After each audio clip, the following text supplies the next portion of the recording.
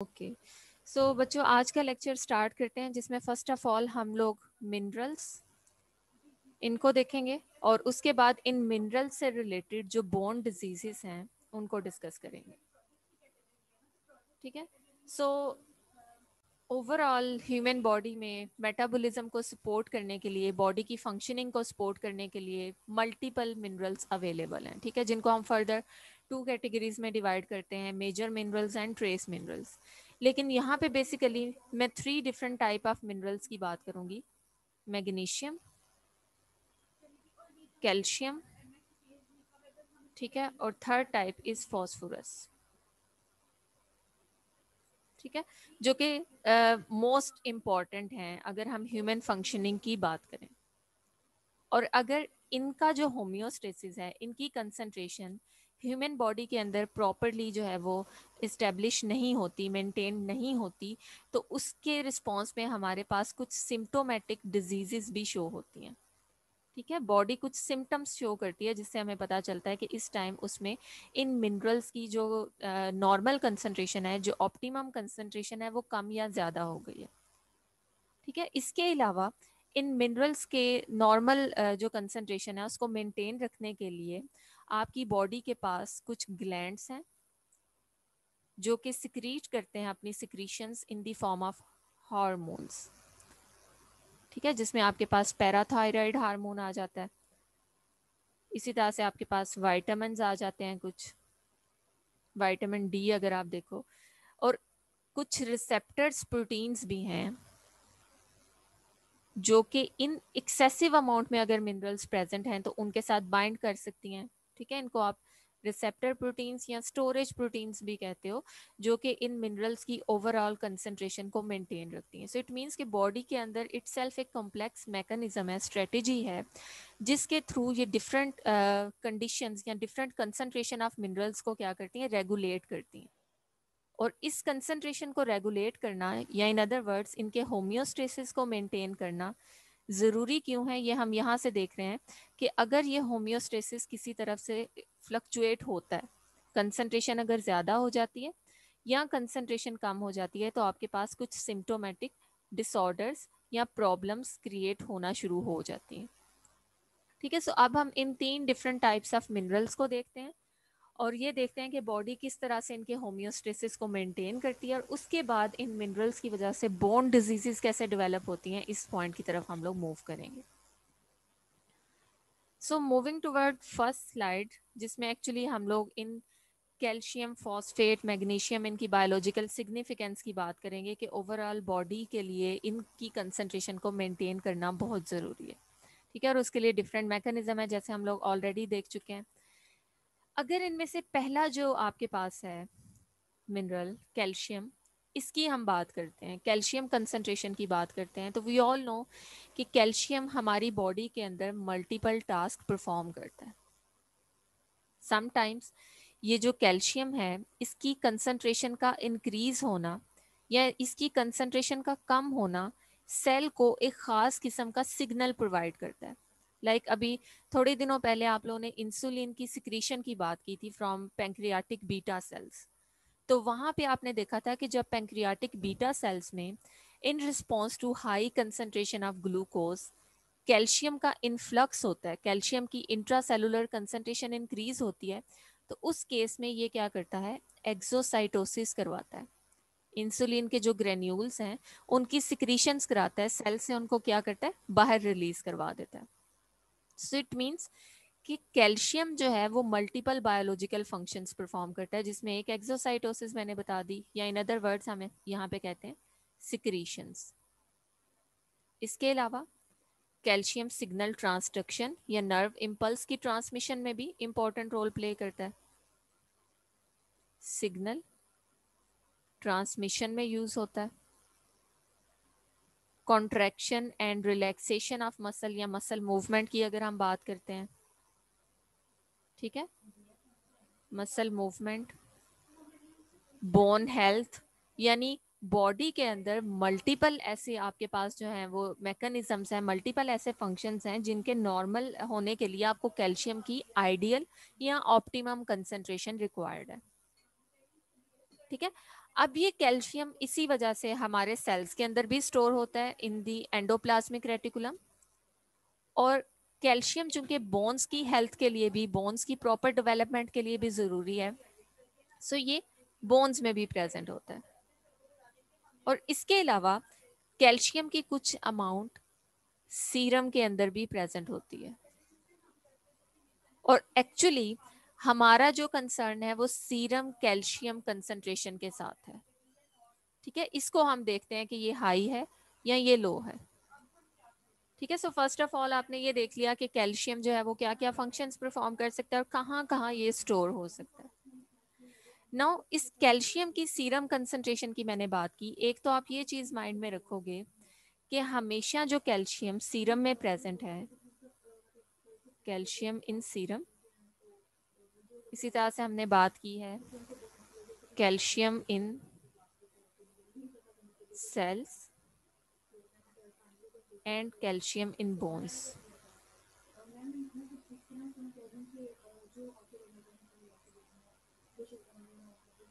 ठीक है, calcium in cells, calcium in serum, calcium in bones. अब इस केस में आपके पास अगर आप पहली ऑप्शन देखते हो तो ये जो कैल्शियम इन सीरम है ये दो फॉर्म्स के अंदर प्रेजेंट होता है, यानी ओवरऑल एक हेल्दी पर्सन के अंदर टोटल कैल्शियम की कंसंट्रेशन अबाउट 2.4 टू 2.5 मिली मोल पर लीटर है, जिसमें से कुछ अमाउंट आपके पास बाउंड फॉर्म में है, यानी कैल्शियम कुछ अमाउंट में प्रोटीन्स के साथ बाउंड होता है। और वो कौन सी प्रोटीन्स हैं जिनके साथ ये बाउंड होता है? These proteins are albumin. So जब कैल्शियम सीरम में प्रेजेंट होगा तो इसकी कुछ अमाउंट आपकी एल्ब्यूमिन के साथ बाउंड करेगी कैल्शियम, ठीक है, और इसमें कन्वर्ट हो जाएगा बाउंड फॉर्म ऑफ कैल्शियम। ठीक है, albumin bound calcium half concentration इस फॉर्म में प्रेजेंट है, और बाकी आपके पास अमाउंट है अनबाउंड कैल्शियम। ठीक है, ये एल्ब्यूमिन के साथ प्रेजेंट नहीं है बल्कि ये फ्री फॉर्म में प्रेजेंट है।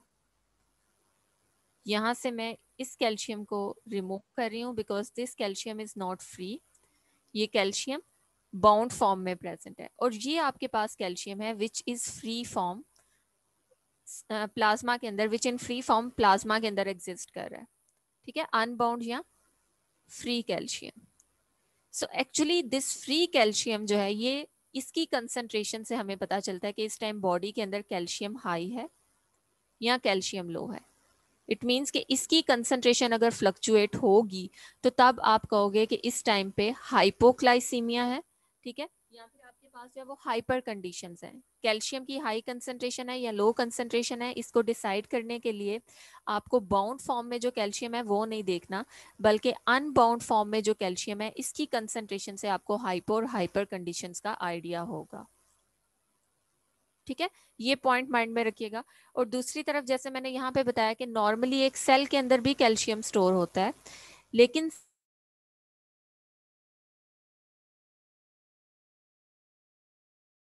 और ये जो कैल्शियम के गेट्स हैं जो एंडोप्लाज्मिक रेटिकुलम में है, ये नॉर्मली क्लोज होते हैं और ओपन सिर्फ उसी कंडीशन में होंगे जब कोई सिग्नल जो है, जैसे इंसुलिन सिक्रीशन के केस में आपके पास क्या सिग्नल था यहाँ पे?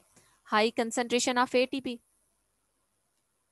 ठीक है, जिसने जाके पोटाशियम चैनल को क्लोज किया, और पोटाशियम चैनल के क्लोज होने के बाद मेम्ब्रेन डीपोलराइजेशन की वजह से आपके कैल्शियम चैनल, एक तो आउटसाइड कैल्शियम चैनल्स ओपन हो गए जिन्होंने सीरम से कैल्शियम को इनफ्लक्स करवाना शुरू कर दिया, और इसी तरह से आपके जो यहाँ पे एंडोप्लाज्मिक रेटिकुलम में कैल्शियम चैनल्स हैं वो भी इस डीपोलराइजेशन इवेंट के रिस्पॉन्स में ओपन होंगे, और एज अ रिजल्ट आपके पास यहाँ पे high concentration of calcium within the cell built up होना शुरू हो जाएगी, जिसकी वजह से एक्सोसाइटोसिस या इंसुलिन की सिक्रीशन होगी। और दूसरी तरफ आपके बोन के सेल्स ऐसे हैं जहाँ पे कैल्शियम डिपॉजिट होता है।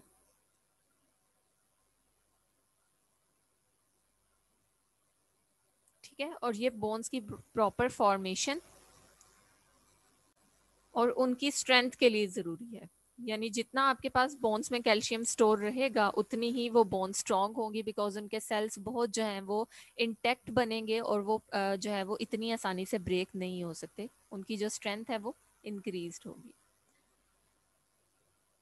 ठीक है, सो यहाँ से आपने कैल्शियम की जो 3 रिपोजिटरीज हैं कि कहाँ कहाँ पे वो प्रेजेंट होता है, ये तीनों आइडेंटिफाई कर ली। अब हम मूव करते हैं टुवर्ड्स कैल्शियम होम्योस्टेसिस है। It is quite dynamic environment, ठीक है, जो चेंज हो रहा होता है। इसी तरह से अगर आप कैल्शियम की कंसंट्रेशन की बात करते हैं तो ऑब्वियसली वो सेम या कांस्टेंट तो नहीं रहेगी, बिकॉज कैल्शियम बॉडी के अंदर मल्टीपल टास्क परफॉर्म कर रहा है। अगर आप उसका इनटेक कर रहे हो तो ऑब्वियसली वो कंज्यूम भी हो रहा है, वो यूज भी हो रहा है। सो कैल्शियम की कंसंट्रेशन जो है वो वेरी करती रहती है, ज़्यादा भी हो जाती है, कम भी हो जाती है। और इस कंसंट्रेशन को मॉड्यूलेट करने के लिए, रेगुलेट करने के लिए आपके पास कुछ हार्मोन्स हैं। ठीक है, यहाँ पे 2 हार्मोन्स एक्चुअली गिवन है, parathyroid hormone and next one is 125 dihydroxy cholecalciferol, जिसे हम विटामिन D3 भी कहते हैं। ठीक है, active form of vitamin D. ठीक है, सो ये 2 मेजर हार्मोन्स हैं। इसके अलावा बाकी भी कुछ हार्मोन्स हैं जिसमें कैल्सिटोनिन आ जाता है आपके पास है, लेकिन अभी मैं इन 2 हार्मोन्स का जिक्र करूंगी। इन हार्मोन्स में से जो पहला हार्मोन है पैराथायराइड हार्मोन, ये एक्चुअली रिलीज होता है फ्रॉम पैराथायराइड ग्लैंड। और इसके फंक्शंस क्या हैं अगर हम पैराथायराइड हार्मोन की बात करें तो पीटीएच का एक्चुअली अगर आप सोर्स देखो तो सोर्स इज पैराथायराइड ग्लैंड। ठीक है, और ये ग्लैंड कब इस हार्मोन को सिक्रीट करेगा, जब आपके सीरम के अंदर कैल्शियम कंसंट्रेशन क्या होना शुरू हो जाएगी, लो।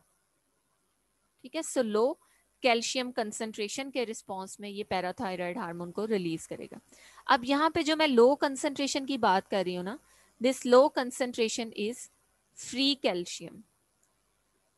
सीरम के अंदर जो कैल्शियम हम काउंट करते हैं वो फ्री कैल्शियम को काउंट करते हैं, because this is biologically active calcium जो कि अवेलेबल है, जो सिग्नल ट्रांसडक्शंस में या बाकी आपके जो पाथवेज हैं जहाँ पे भी इसने यूज होना है ये यूज होगा। जो कैल्शियम एल्ब्यूमिन के साथ बाउंड है, this is not available for communication, for signal transmission, for contraction. इन सब कामों के लिए ये बाउंड फॉर्म में कैल्शियम अवेलेबल नहीं है। सो एक्चुअली बॉडी के लिए जो क्रूशियल कंसंट्रेशन है, जो इंपॉर्टेंट कंसंट्रेशन है, वो इस अनबाउंड या फ्री कैल्शियम की है। ठीक है, सो जब भी मैं कहूंगी कि सीरम के अंदर कैल्शियम कंसंट्रेशन डिक्रीज हो रही है तो इट मींस कि फ्री या अनबाउंड कैल्शियम कंसंट्रेशन कम हो रही है। और इसी तरह से जब मैं हाई कंसंट्रेशन की बात करूंगी तो इट मींस कि फ्री या अनबाउंड कंसंट्रेशन जो है वो ज्यादा है। ठीक है, एक नॉर्मल अगर आप देखें तो नॉर्मल इंडिविजुअल के अंदर ये टोटल कैल्शियम कंसंट्रेशन है, लेकिन इसमें से हाफ कंसंट्रेशन अबाउट 1.2 मिली मोल पर लीटर बाउंड है और बाकी जो 1.2 मिली मोल पर लीटर है ये अनबाउंड है। सो अगर ये अनबाउंड कंसंट्रेशन 1.8 तक पहुंच जाती है या ये 0.5 तक पहुंच जाती है तो सिर्फ इस कंसंट्रेशन को आप कम या ज्यादा कहोगे। ठीक है, हम बाउंड फॉर्म में जो कंसंट्रेशन है उसको कैलकुलेट नहीं करेंगे, उसको कंसीडर नहीं करेंगे। ठीक है, सो पैराथायराइड हार्मोन किन कंडीशंस में रिलीज होगा, जब आपके पास सीरम के अंदर कैल्शियम की कंसंट्रेशन लो है। और ये कौन सा कैल्शियम है, फ्री या अनबाउंड कैल्शियम। ठीक है, this is the active form of calcium. Okay, low या लेस अमाउंट ऑफ कैल्शियम के रिस्पॉन्स में पैराथायराइड हार्मोन ने, पैराथायराइड ग्लैंड ने एक प्रोटीन सिक्रीट किया, एक हार्मोन सिक्रीट किया पीटीएच। अब ऑब्वियसली इसका काम क्या है, टू मेंटेन कैल्शियम कंसंट्रेशन, यानी जो कंसंट्रेशन कम हुई है उसको रीस्टोर करेगा, उसको मेंटेन करेगा वापस। इसकी जो रिपोजिटरीज हैं जहाँ पे कैल्शियम हो सकता है वहां से उसको रिमूव कराएगा और सीरम कंसंट्रेशन को मेंटेन करेगा। सो इसके टारगेट्स अगर आप आइडेंटिफाई कर लो कि पैराथायराइड हार्मोन कहाँ कहाँ वर्क कर सकता है। पहला टारगेट है आपके पास बोन्स। ठीक है, बोन्स की डिग्रेडेशन करवाना शुरू कर देता है। ठीक है, बोन रिसर्प्शन करवा के वहां से कैल्शियम को रिलीज करवाना शुरू कर देता है। ठीक है। सो बोन रिसॉर्प्शन का प्रोसेस स्टार्ट हो जाएगा, यानी बोन्स की डीग्रेडेशन या डीमिनरलाइजेशन का प्रोसेस स्टार्ट हो जाएगा। वहां पे जो स्टोर्ड कैल्शियम है वो रिलीज होंगे, बिकॉज इस टाइम पे आपको क्या करना है, सीरम के अंदर जो कैल्शियम की कंसंट्रेशन है उसको मेंटेन करना है। सो उसके लिए एक सोर्स आपके पास क्या है, बोन्स में प्रेजेंट कैल्शियम। सो पीटीएच एक तरफ बोन्स पे एक्ट करेगी और उनकी रिसॉर्प्शन या डीमिनरलाइजेशन के प्रोसेस को एक्टिव कर देगी। इसका मतलब है कि पीटीएच के रिसेप्टर्स बोन सेल्स के ऊपर है। दूसरी तरफ ये क्या करती है, कैल्शियम के एब्जॉर्प्शन को इंक्रीज करती है। इंटेस्टाइन में कैल्शियम के एब्जॉर्प्शन को इंक्रीज करती है, और कैल्शियम एब्जॉर्प्शन इंक्रीज करवाने के लिए ओके सो बोन रिजॉर्प्शन के लिए, सॉरी, कैल्शियम की एब्जॉर्प्शन के लिए इंटेस्टाइन के ऊपर ये एक्ट करती है, और इंटेस्टाइन में विटामिन D3 को, ठीक है, प्रोड्यूस कराना शुरू कर देती है। ये vitamin D3 we all know कि जितना ज़्यादा हमारी डाइट में विटामिन डी होता है, एक्टिव फॉर्म ऑफ विटामिन होता है, उतना ही हम अपनी डाइट में अवेलेबल कैल्शियम को एब्जॉर्ब कर सकते हैं, बिकॉज कैल्शियम को अपनी डाइट में से एब्जॉर्ब करने के लिए हमें विटामिन डी की ज़रूरत होती है। ठीक है, तभी उन इंडिविजुअल्स में जहाँ पे विटामिन डी डेफिशिएंसी होती है वो कैल्शियम को एब्जॉर्ब नहीं कर सकते, उनमें नॉर्मली कैल्शियम की कंसंट्रेशन कम होती है और उनकी बोन्स वीक होती है। ठीक है, सो पीटीएच एक्चुअली करता क्या है, इंटेस्टाइन में मैंने कहा है कि कैल्शियम की एब्जॉर्प्शन में हेल्प करता है, लेकिन किस तरह से हेल्प करता है, विटामिन D3 की प्रोडक्शन करवाता है, और ये विटामिन D3 इंटेस्टाइन से मैक्सिमम कैल्शियम को एब्जॉर्ब करना शुरू कर देता है in order to maintain the concentration of serum calcium. ठीक है, अब इस विटामिन D3 को बनाने के लिए आप लोगों को याद होगा शायद, जिन बच्चों को मैंने कार्बोहाइड्रेट्स एंड लिपिड्स पढ़ाया था, वहां पे मैंने स्किन में सनलाइट के फॉल करने के बाद, ये शायद क्लिनिकल में भी किसी जगह हम लोगों ने पढ़ा है, आपकी जो स्किन में कोलेस्ट्रोल प्रेजेंट होता है, ठीक है, एक स्पेसिफिक फॉर्म है कोलेस्ट्रोल की, 7 डिहाइड्रोकोलेस्ट्रोल, ठीक है, जो कि आपके नॉर्मली स्किन सेल्स में प्रेजेंट होता है। इस पे जब सनलाइट एनर्जी फॉल करती है, ठीक है, इस सनलाइट एनर्जी के रिस्पॉन्स में ये कन्वर्ट होना शुरू हो जाता है विटामिन डी में। ठीक है, बट ये विटामिन डी की अभी इनएक्टिव फॉर्म है, जिसको आप कहते हो कोली कैल्सी फिरोल, जो कि सिंपली जब आप सनलाइट को एक्सपोज करते हो, आपका एक्सपोजर होता है, तो स्किन में एक प्रिकर्सर है, ये सिंपली इनएक्टिव फॉर्म या प्रिकर्सर ऑफ विटामिन डी में कन्वर्ट होना शुरू हो जाता है। बट इस प्रिकर्सर को एक्टिव होने के लिए, प्रॉपरली एक्टिव फॉर्म में जाने के लिए, एक एंजाइम के थ्रू हाइड्रोक्सिलेशन करवानी होती है एट 25th कार्बन। ठीक है, लिवर में एक एंजाइम है हाइड्रोक्सिलेज। सो स्किन में जैसे ही ये कोलीकैल्सिफेरोल बनता है, नेक्स्ट स्टेप के अंदर ये कहाँ पे जाएगा, लिवर में। लिवर में जाने के बाद इसकी 25th कार्बन के ऊपर हाइड्रोक्सिलेशन होती है, OH ग्रुप ऐड होता है, और अब ये बन जाता है 25 हाइड्रोक्सी कोलीकैल्सिफेरोल, और उसके बाद ये 25 हाइड्रोक्सी कोलीकैल्सिफेरोल किडनीज के पास जाता है, और किडनीज इसमें एक और हाइड्रोक्साइल ग्रुप ऐड करवाती हैं एट कार्बन नंबर 1, और इसे active form of vitamin D में कन्वर्ट करती हैं, which is 125 dihydroxycholecalciferol, या फिर विटामिन D3, जिसे आप कैल्सीट्रायोल भी कहते हो। सो ये आप लोगों ने देखा कि किस तरह से सनलाइट के रिस्पॉन्स में आपकी बॉडी जो है वो विटामिन डी को बनाती है, और ये विटामिन डी जब बनेगा तो इसका मतलब है कि अब ये इंटेस्टाइन या आपकी डाइट में जो प्रेजेंट कैल्शियम है उसको क्या करेगा, एब्जॉर्ब करेगा। अब पीटीएच का इस प्रोसेस में क्या रोल है, कि जो किडनी के अंदर हाइड्रोक्सिलेशन वाला एंजाइम है ना, जिसने कार्बन नंबर 1 के ऊपर हाइड्रोक्साइल ग्रुप ऐड करवाना है, ये डिपेंड करता है या इसको एक्टिव करवाता है कौन सा हार्मोन, पैराथायराइड हार्मोन। सो अब अगर आप लोग लिंक डेवलप करो, तो जब आपकी बॉडी में कैल्शियम कंसंट्रेशन कम होती है, कैल्शियम कंसंट्रेशन लो होती है, उस केस में पैराथायराइड हार्मोन रिलीज होता है। एक तरफ ये बोन्स में जाता है और बोन्स में जो स्टोर्ड कैल्शियम है उसको रिलीज करवाना शुरू करवा देता है bye bone resorption and demineralisation. और कैल्शियम की सीरम कंसंट्रेशन को क्या करता है, मेंटेन या इंक्रीज करता है। दूसरी तरफ इंटेस्टाइन से कैल्शियम को एब्जॉर्ब करवाने के लिए ये किडनीज के पास जाता है। ठीक है, इंटेस्टाइन से कैल्शियम को एब्जॉर्ब कराने के लिए किडनीज के पास जाएगा, और किडनी में जो आपके पास ये प्रेजेंट है 25 हाइड्रोक्सी कोलीकैल्सिफेरोल, इसकी फर्स्ट पोजीशन पे भी हाइड्रोक्साइल ग्रुप ऐड करवाना शुरू कर देता है। यानी किडनी सेल्स में जाके ये विटामिन D3 को प्रोड्यूस करवाना शुरू कर देता है। एंड वी ऑल नो कि जैसे ही विटामिन D3 बनेगा, ये इंटेस्टाइन से आपकी जो कैल्शियम एब्जॉर्प्शन का प्रोसेस है उसको क्या कर देगा, बूस्ट कर देगा। सो इनडायरेक्टली ये क्या करती है, कैल्शियम की एब्जॉर्प्शन में हेल्प करता है। पीटीएच डायरेक्टली तो कैल्शियम को एब्जॉर्ब नहीं करता, लेकिन बिकॉज ये विटामिन D3 को प्रोड्यूस करवाता है, तो आप कह सकते हो कि इनडायरेक्टली जब पीटीएच रिलीज होगा तो ये इंटेस्टाइन से कैल्शियम एब्जॉर्प्शन के प्रोसेस को स्पीड अप कर देगा। ठीक है, ये सेकेंड इवेंट है। और थर्ड जो इसने काम करना है वो क्या करना है, ऑब्वियसली कैल्शियम की कंसंट्रेशन को ये मेंटेन कर रहा है, तो पीटीएच कभी भी ये नहीं चाहेगा कि कैल्शियम बॉडी से बाहर अननेसेसरली रिलीज हो। सो ये किडनीज के पास जाता है और किडनी के जो सेल्स हैं उनको कहता है कि मैक्सिमम अमाउंट ऑफ कैल्शियम को क्या करो, रीएब्जॉर्ब करो।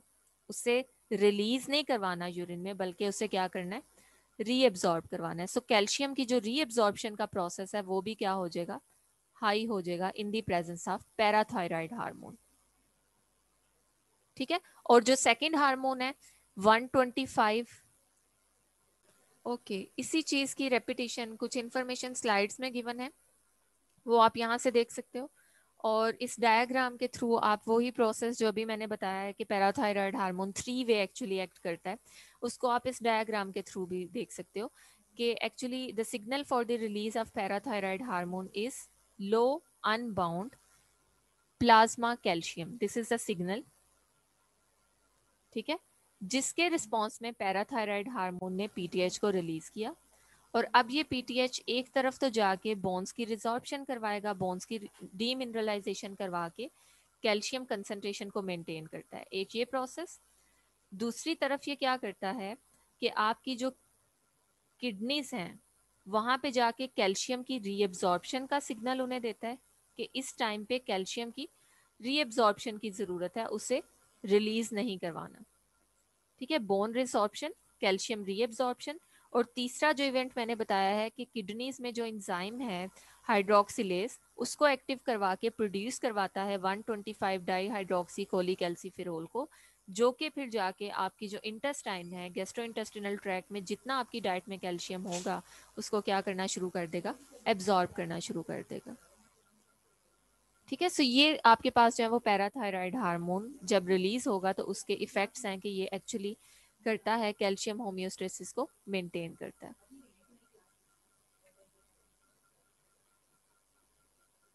ओके, सो सीरम में जो कैल्शियम कंसंट्रेशन है, जैसे कि मैंने ऑलरेडी आप लोगों को बताया कि एक नॉर्मल कंसंट्रेशन 2.4 से 2.5 मिलीमोल पर लीटर तक है। ठीक है, और ये सीरम के अंदर दो फॉर्म्स के अंदर एग्जिस्ट करता है, बाउंड और अनबाउंड।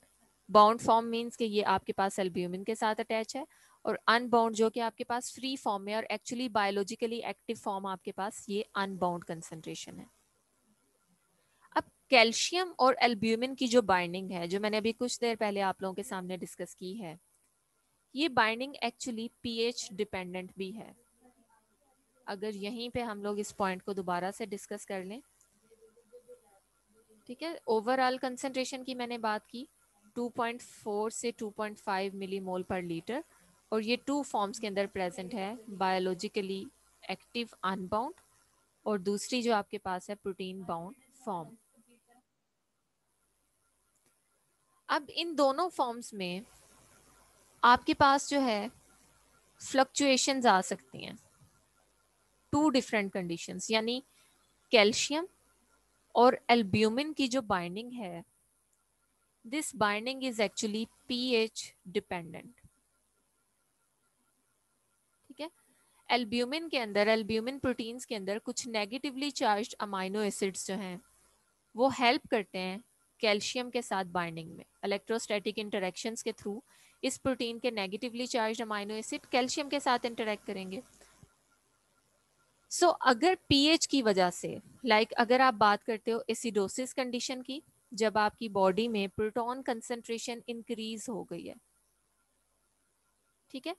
और दूसरी तरफ आप देखते हो एल्कलोसिस की कंडीशन, जब प्रोटॉन कंसंट्रेशन क्या हो जाती है, डिक्रीज हो जाती है। वी ऑल नो कि जो प्लाज्मा के अंदर प्रोटीन्स होती हैं इनकी भी कुछ बफरिंग एबिलिटीज होती हैं। अगर एसिडोसिस की कंडीशन है, प्रोटॉन कंसंट्रेशन ज्यादा है, तो कुछ प्रोटॉन्स को प्लाज्मा में से ये प्रोटीन्स भी पिक कर लेती हैं, प्रोटोनेट हो जाती हैं। तो एसिडोसिस के रिस्पॉन्स में आपकी एल्ब्यूमिन जब प्रोटोनेट होगी तो इट मीन्स कि उसके पॉजिटिव जो नेगेटिव चार्ज थे, सपोज यहाँ पे कोई कार्बोक्सिलिक एसिड ग्रुप है जो कि प्रीवियसली डीप्रोटोनेटेड है, लेकिन अब चूंकि एसिडोसिस है, प्रोटॉन की कंसंट्रेशन ज्यादा है, सो एज अ बफरिंग ये प्रोटीन क्या करेगी, प्रोटॉन को एक्सेप्ट कर लेगी। सो नेगेटिव चार्ज तो खत्म हो गया। इसी तरह से यहाँ पे भी अगर नेगेटिव चार्ज था, वो भी in the presence of excessive amount of protein, sorry proton क्या हो जाएगा, मास्क होना शुरू हो जाएंगे।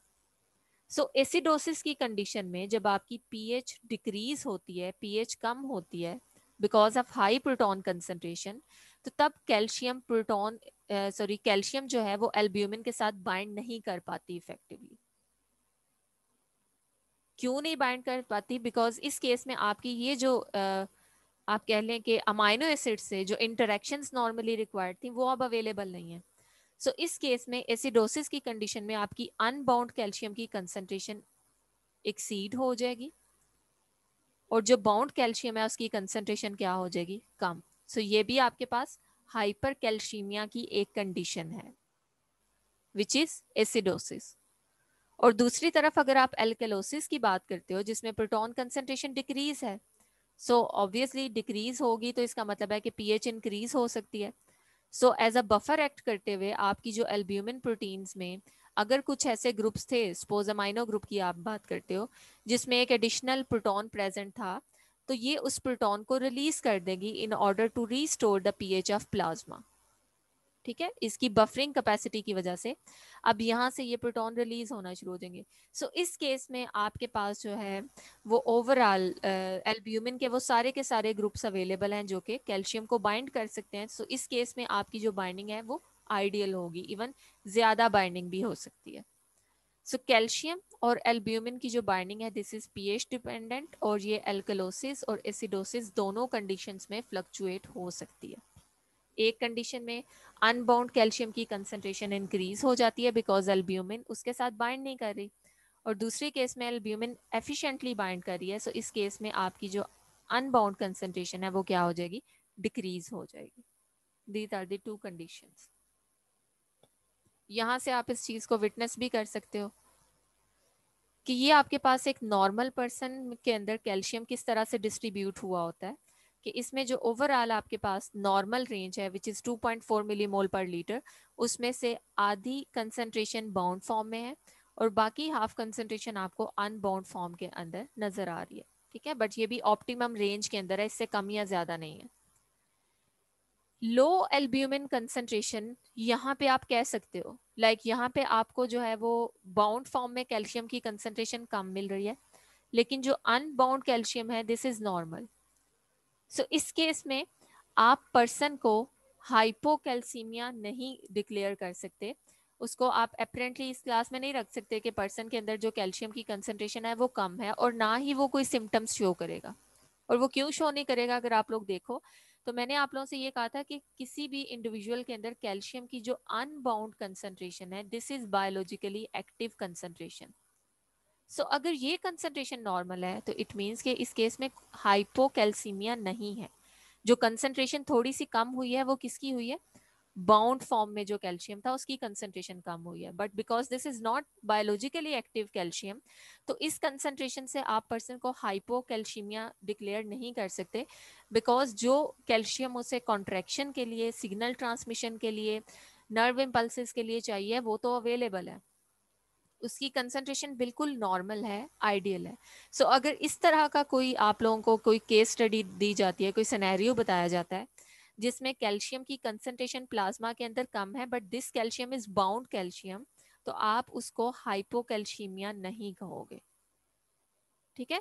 बिकॉज हमने हाइपोकैल्शीमिया किस कंडीशन को कहा है, जब आपकी अनबाउंड कैल्शियम कंसंट्रेशन कम होगी, ठीक है। और सिमिलरली हाइपर कैल्शियमिया भी आप इसी तरह से लेके चलोगे कि अगर आपके पास जो बाउंड फॉर्म में कैल्शियम है उसकी कंसंट्रेशन सपोज यहाँ पे 1.8 चली गई है, तो ये हाइपर कैल्शियमिया नहीं है। अगर कंसंट्रेशन अनबाउंड कैल्शियम की इंक्रीज होगी तो तब आप उसको हाइपर क्लास में डिफ्रेंशिएट करोगे। So this is an actually exact आपके पास जो डायग्नोसिस है हाइपोकैल्शियमिया का वो ये है, जिसमें बाउंड के साथ साथ अनबाउंड कंसंट्रेशन भी कम हो रही है। यहाँ पे आपके पास फॉल्स रिजल्ट आप इसको दे सकते हो, ठीक है, ये फॉल्स प्रिडिक्शंस जा सकती हैं, लेकिन जो एक्चुअल आपके पास हाइपोकैल्शियमिया की प्रिडिक्शंस हैं उसमें इस तरह का रिलेशनशिप आना चाहिए, यानी डेफिनेटली जो अनबाउंड कैल्शियम है उसकी कंसंट्रेशन ड्रॉप होना चाहिए with the significant drop in bound calcium as well, ठीक है। दोनों तरह के जो कैल्शियम्स हैं उनकी कंसंट्रेशन क्या होगी, कम होगी।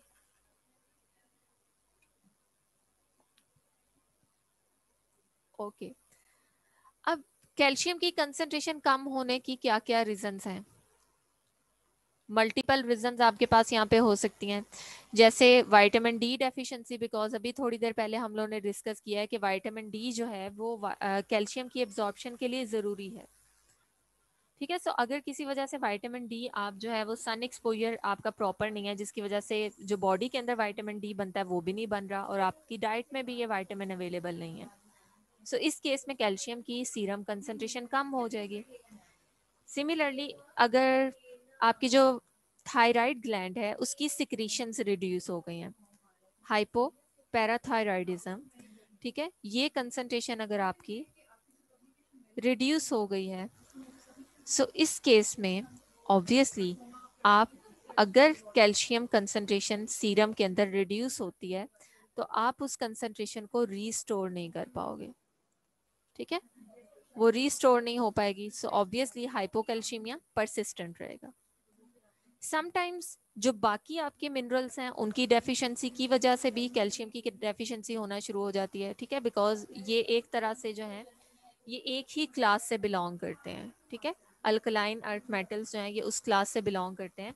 सो अगर आप जो है वो जिस सोर्स से आप कैल्शियम ले रहे हो नॉर्मली उसके अंदर मैग्नीशियम भी अवेलेबल होता है, ठीक है। सो समटाइम्स एक जो आपका मिनरल है उसकी डेफिशिएंसी अगर वो डाइट में अवेलेबल नहीं है तो इट इज़ एन इंडिकेशन कि आपका जो सेकेंड मिनरल है वो भी कम हो सकता है, ठीक है। सो बाकी मैग्नीशियम डेफिशिएंसी भी एक तरह का सिग्नल प्रोवाइड करेगा कि पर्सन कैल्शियमिया उसमें डेवलप हो सकता है। रिनल डिजीजेस जिसकी वजह से आप उसको रीएब्जॉर्ब नहीं कर पाते, रीएब्जॉर्प्शन की ऑप्शन निकल गई है।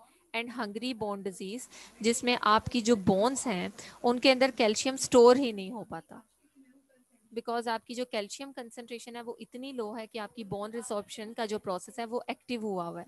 सो अल्टीमेटली बोन्स के अंदर जो कैल्शियम डिपॉजिट करने वाले सेल्स हैं जो ऑस्टियोक्लास्ट हैं वो अल्टीमेटली जो है वो डीग्रेड होना शुरू हो जाते हैं, ठीक है। सो अगर वो बोन्स के वो सेल डीग्रेड होंगे तो जब कैल्शियम की कंसंट्रेशन वापस नॉर्मलाइज होगी तो तब भी वो उसको जो है वो स्टोर नहीं कर पाएंगे, ठीक है। सो परसिस्टेंट अगर हाइपोकैल्शीमिया है तो उसकी वजह से आपकी वो जो रिपोजिटरीज हैं जैसे बोन की मैंने एक एग्जांपल दी है वो भी डिग्रेड होना शुरू हो जाती हैं और फिर जब कैल्शियम कंसंट्रेशन नॉर्मलाइज होगी तो तब वो उस कैल्शियम को स्टोर करना ही छोड़ देती हैं। So this is an example of a condition जिसमें आपकी बोन्स जो हैं वो कैल्शियम डिपॉजिट नहीं करेंगी,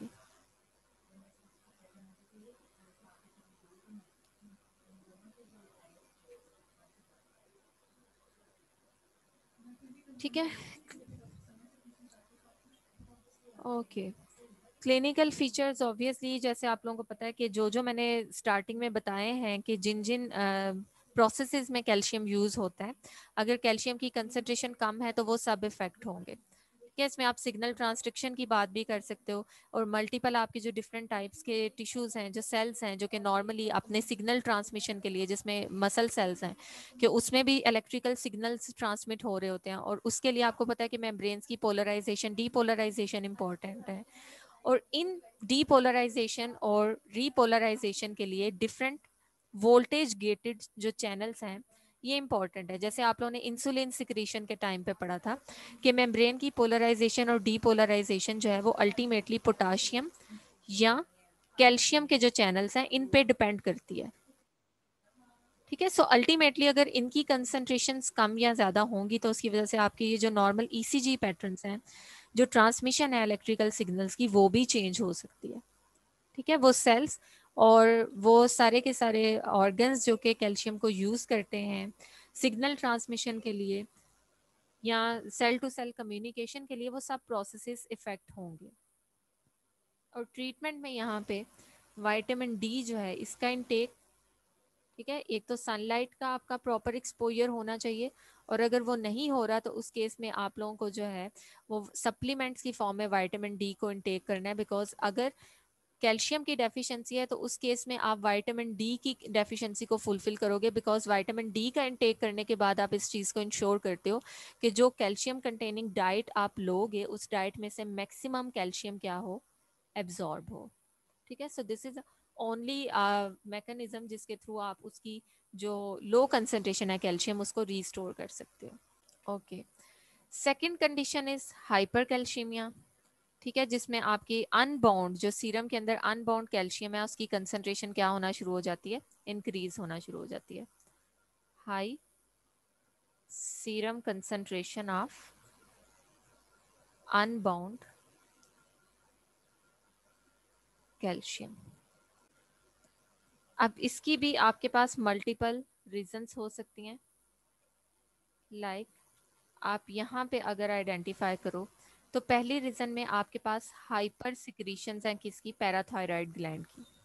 अगर किसी ट्यूमर के रिस्पॉन्स में, नॉर्मली ट्यूमरस कंडीशंस जो है ना ग्लैंड्स की, उनकी वजह से उनकी सिक्रीशंस इंक्रीज होंगी, जिसमें आप यहाँ पे पैराथायराइड ग्लैंड की जो सिक्रीशन है पीटीएच उसकी हाई कंसंट्रेशन को ऑब्जर्व करें। और जैसे हम लोगों ने पहले देखा है कि पीटीएच जैसे इंक्रीज होता है तो ये 3 डिफरेंट मैकेनिज्म के थ्रू कैल्शियम की कंसंट्रेशन को मेंटेन करता है।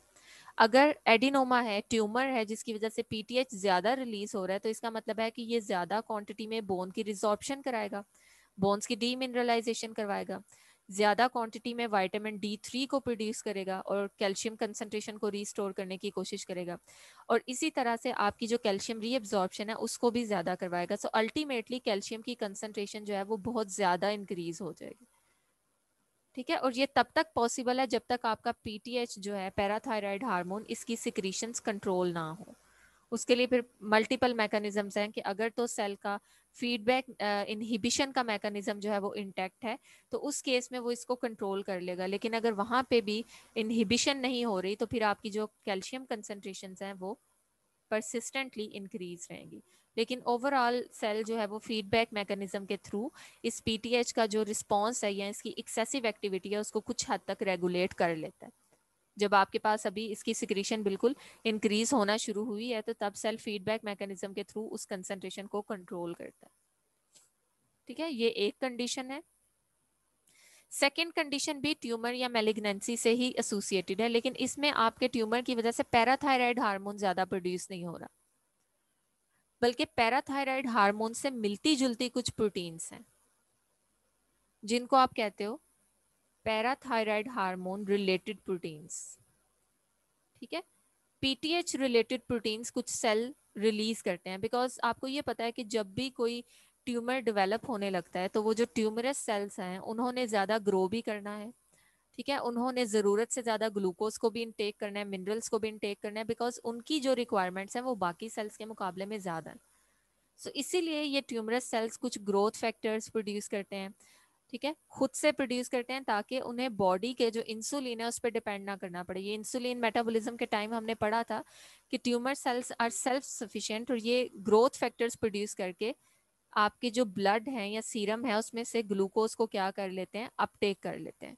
सो अगर कोई ट्यूमर डेवलप हो रहा हो तो इसका मतलब है कि वो सीरम में से या प्लाज्मा में से मैक्सिमम ऑफ ग्लूकोज को अपटेक कर सकता है बिकॉज इसके पास अपना insulin like growth hormone available है। ये जो प्लाज्मा सिक्रीशंस हैं या जो प्लाज्मा इंसुलिन कंसंट्रेशन है उस पर डिपेंडेंट नहीं है। सो जस्ट लाइक इंसुलिन, ये tumour cells parathyroid hormone related proteins भी सिक्रीट करते हैं। ठीक है, और इनकी पैराथायराइड हार्मोन की तरह की प्रॉपर्टीज हैं। सो अपनी कैल्शियम कंसंट्रेशन को मेंटेन करने के लिए ये बोन रिजॉर्प्शन कराएंगे, उसी तरह से डीमिनरलाइजेशन और रीअब्जॉर्प्शन एंड इंटेस्टिनल एब्जॉर्प्शन के मैकेनिज्म के थ्रू इनडायरेक्टली सीरम के अंदर कैल्शियम की कंसंट्रेशन को क्या करवा देते हैं, इंक्रीज कर देते हैं। ठीक है, सो हमेशा ट्यूमर के रिस्पॉन्स में आपके पास ये कॉम्प्लिकेशंस एग्जिस्ट करती हैं।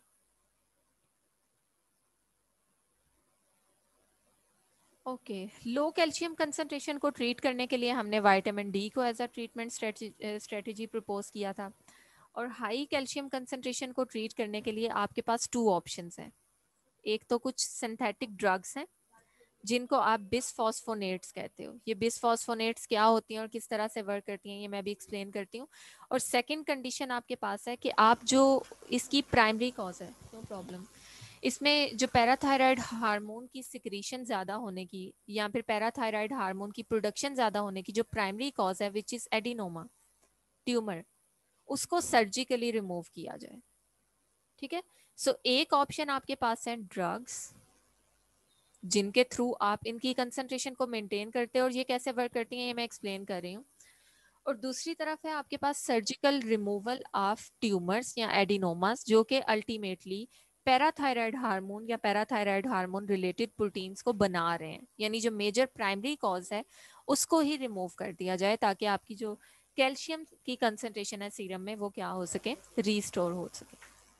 और जो सेकेंड ड्रग मैंने यहाँ पे बताई है दीज आर दी बिसफॉस्फोनेट्स। ठीक है, और इसमें एक बिसफॉस्फोनेट का यहाँ पे नेम भी बताया गया है। अब ये बिसफॉस्फोनेट्स एक्चुअली करती क्या है, एक तो ये पता होना चाहिए आपको कि these are the similar to diphosphates. ठीक है, लेकिन इन्हें बिसफॉस्फोनेट्स इसलिए कहा जाता है बिकॉज यहाँ पे ये दोनों कैल्शियम, सॉरी दोनों फॉस्फेट्स जो हैं ये डायरेक्टली लिंक्ड नहीं है, बल्कि यहाँ पे आपके पास इनके दरमियान जो है वो कोई मेटल या कोई लिंकर मॉलिक्यूल अवेलेबल होता है जो कि इन फॉस्फेट्स को क्या करता है, लिंक करता है। सो बिसफॉस्फोनेट्स में आपके पास एक फॉस्फेट होगा, सेकेंड फॉस्फेट होगा जो कि आपस में कनेक्टेड होंगे आइदर किसी ऑर्गेनिक कंपाउंड की मदद से या किसी मिनरल की मदद से। ठीक है, सो ये आपके पास इस तरह के जो कंपाउंड्स होते हैं इनको आप क्या कहते हो, बिसफॉस्फोनेट्स। मुझे इसकी डायग्राम ऐड करनी चाहिए थी, शायद मैंने की भी थी किसी जगह, नो। ओके, सो बच्चों ये सिंथेटिक कंपाउंड जो बिसफॉस्फोनेट्स हैं एक्चुअली ये हाइपोकैल्सीमिया को, जो आपके पास सॉरी हाइपरकैल्सीमिया की कंडीशन है उसको ट्रीट तो करते हैं, लेकिन उसको ट्रीट करने के लिए ये एक्चुअली इनकी टारगेट साइट्स क्या हैं, बोन्स। यानी एक तो आपको पता है कि मैलिग्नेंसी की वजह से ऑलरेडी कुछ ऐसी प्रोटीन्स हैं which are parathyroid hormone related proteins जो कि इटसेल्फ कैल्शियम की कंसंट्रेशन को इंक्रीज कर रही हैं। ठीक है, सो यहाँ पे ये जो पैराथायराइड हार्मोन रिलेटेड प्रोटीन्स जब बोन की रीसॉर्प्शन करवाने की कोशिश करेंगी, बोन से कैल्शियम को रिलीज करवाने की कोशिश करेंगी, तो इन बोन्स के ऊपर ये जो सिंथेटिक मॉलिक्यूल्स हैं बिसफॉस्फोनेट ये एज अ ब्लॉकर्स एक्ट करेंगे।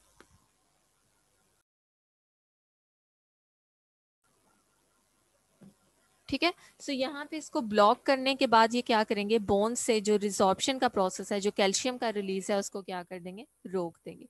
सो सम हाउ ये न्यूट्रलाइज करते हैं पैराथायराइड हार्मोन की जो एक्टिविटी है उसको क्या करते हैं, मिनिमाइज करते हैं, उसको न्यूट्रलाइज करते हैं। So these are synthetic drugs. और सेकेंड ऑप्शन है आपके पास सर्जिकल रिमूवल ऑफ एडिनोमास।